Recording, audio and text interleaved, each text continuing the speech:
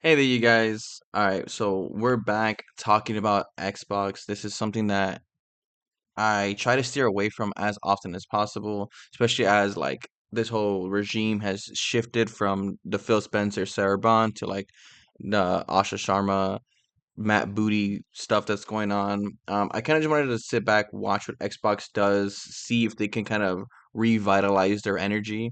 And overall, I think I was fairly optimistic with a change in regime. I feel like people like Phil Spencer have been, dragging Xbox down for a really long time. And I think a lot of people gave him a lot of credit for things he didn't do. I think they gave him a lot of wiggle room to, make mistakes and, try to correct them. And I think he was in his position for way too long just because I think Xbox for the longest kind of flew under the nose of Microsoft. Obviously, once they purchased, uh, Activision Blizzard, that it was, a more noticeable part of Microsoft's portfolio, and I think that's how we got here today, right? With Asha Sharma, no longer Phil Spencer, blah blah blah. But that's not what you want. That's not what I want to talk about.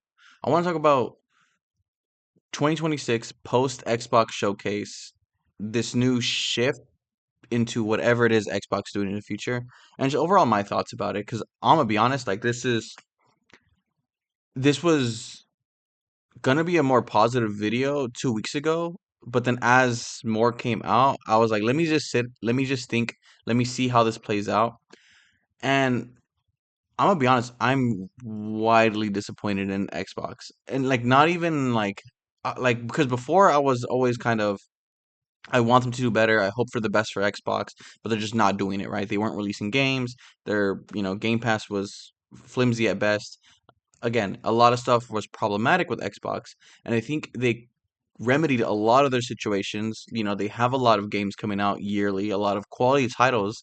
We're back to, Halo, Gears, and Forza, right? We have the 25 years of Xbox that we're celebrating this year, yet it doesn't feel like a celebration. I feel like they're floundered a huge moment, which could have been them doubling down on the Xbox brand, them doubling down on who they are as a company, and instead 25 years I feel like we're more confused than we've ever been. And we'll start with the showcase, right? And all that kind of happened and transpired, right?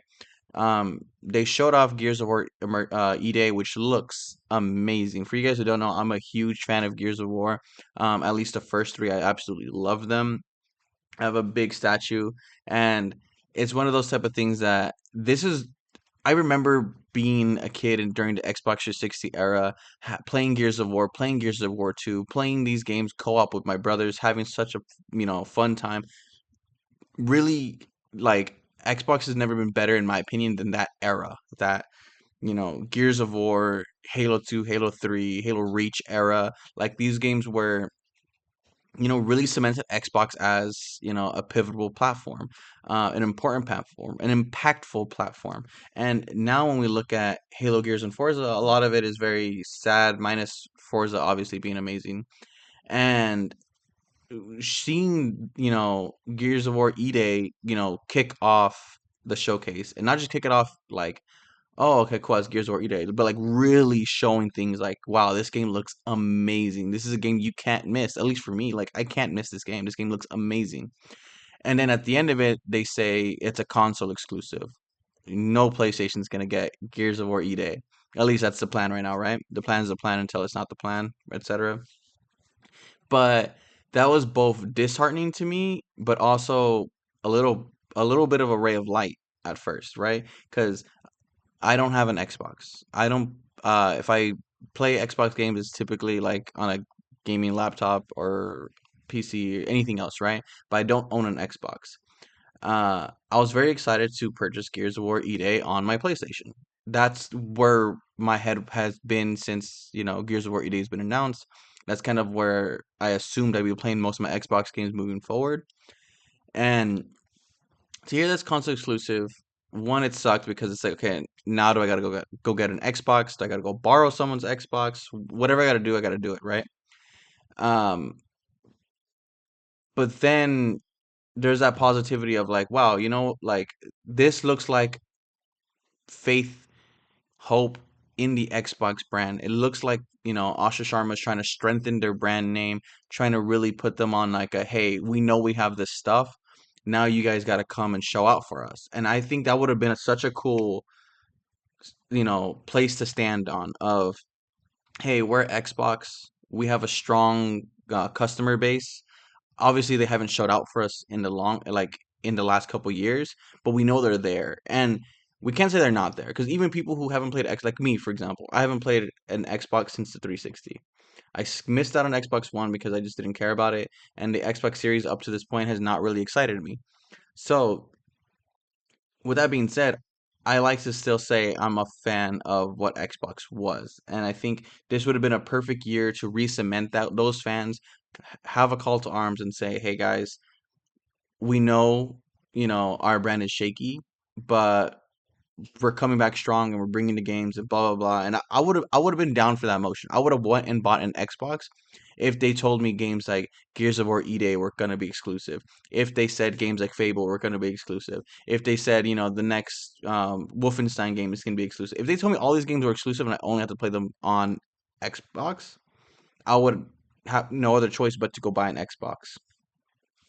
Now, that is not what happened, and they continue to waver on what games are console exclusive, which games aren't console exclusive, which really started to bother me because when you say games like Gears of War E-Day, Clockwork Revolution are exclusives, but Fable isn't, and Senua isn't, and all these other games aren't. It's confusing because it's like, okay, then why are we doing console exclusives?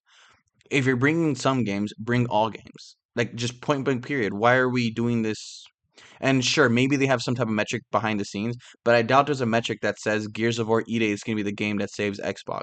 It could be, it could have been a helpful tool, but it's not a strong enough tool on its own. You have to have all the games working together to create this platform, not this, hodgepodge of whatever you feel like is going to come and whatever you feel like isn't. So that really bothered me. Then that just made me feel like, okay, now I definitely can't buy an Xbox because if I want to play these games, I'm just going to go borrow it from somebody. I have friends who have Xboxes. I might just go borrow their Xboxes.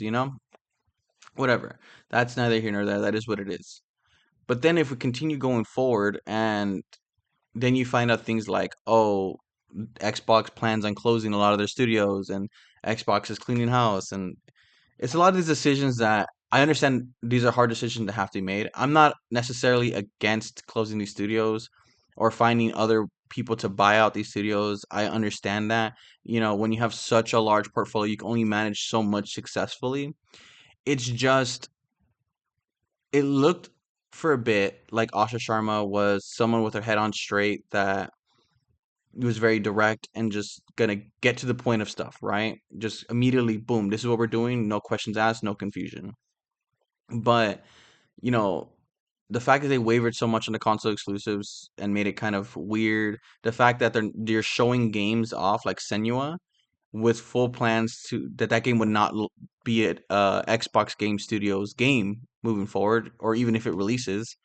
Stuff like that, I feel like screams early Phil Spencer, right?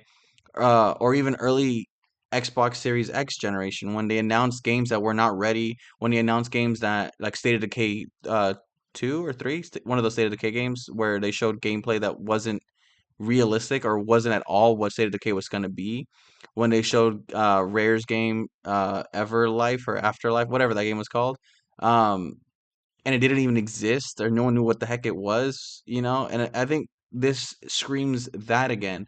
This feels like we haven't moved away from that 2020 era of Xbox. I feel like we kind of just reverted backwards.